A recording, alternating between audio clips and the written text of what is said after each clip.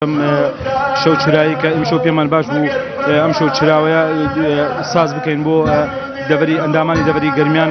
مولاي صل وسلم دائما أبدا. بەوتنی مەولایە سەڵی و پێشکەشکردنی چەندین سرود و پەخشان و هۆنراوە و یادی پێغەمبەری نازدار درودی خۆی لەسەر بێت. هێندە و هێندەی تریش بەرەکەت و خۆشەویستی و ئارامی و ئۆقرەیی بەخشیە دڵی بەشداربووانی ئەم مجلیسە پڕ لە نورە.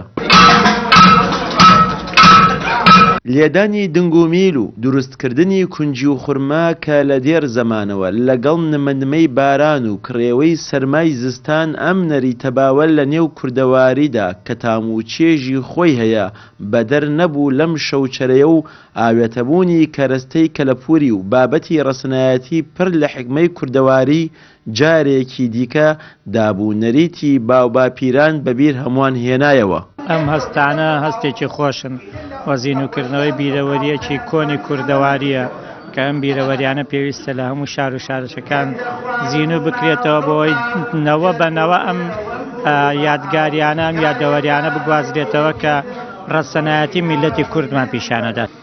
شەوێکی ئەوە عاریفانە، شەوێک لە شەوە ساردەکان ئەتوانیان گەرمیانی ئاسیا گەرمیکەنەوە بە وتەی جوان بە قسەی نەسەخ بە شعر بە ئاواز. هیوادارم لە شوێنەکانی تریشە ئەم کۆڕی شعر و چۆن بڵێ شەوی دانوسخە تایبەتن بەڕاستی شتی خۆشی تیاکرێت زنوو بکرێتەوە لە هەموو شارەکانی کوردستانە. بەنای خی گەورە ئەم شەو لە خزمەتی ئەم میوانە بەڕێزانە بەشدار بووین لەم مراسیمە فۆلکلۆریە کللتوریە کە برایانی ئەنجومەنی مەڵبەندی کۆمەڵی ئیسلامی لە گەرمیان سازیان کرد. شتێکی زۆر جوان بوو، مەجلیسەکە جوان بوو و ئەو شوێنێکی کە مەجلیسەکەی تاگەڕا پڕاوپڕ بوو لە بابەتی کەلپور و کللتوری کوردی. خاوەنی ماڵی کەلەپوری کوردی لە گەرمیان جگە لە خۆشحاڵبوونی بەم شەوچەرەیە هیواشی خواست ئەمیری کۆمەڵی ئیسلامی کوردستان میوانداری ناوچەکە بکات.